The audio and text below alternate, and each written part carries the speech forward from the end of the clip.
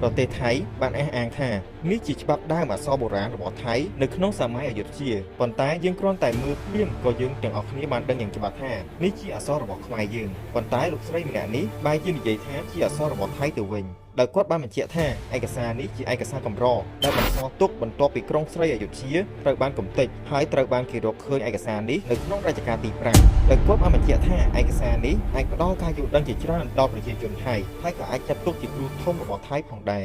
นี่คือต้นฉบับหนังสือสมุดไทยนันโทปนันทศรีคำหลวงสมัยอยุธยานะคะบางคนสู้ท่าประใจไปดอกปีไก่กับไรนะครับ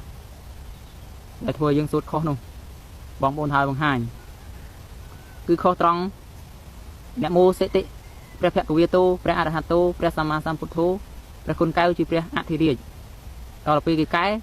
คือเอาสุดเนโมตัสสะเพกวีโตอรหันโตสัมมาสัมพุทธัสสะนั่งให้จีการข้อđang đi không thì đang sắp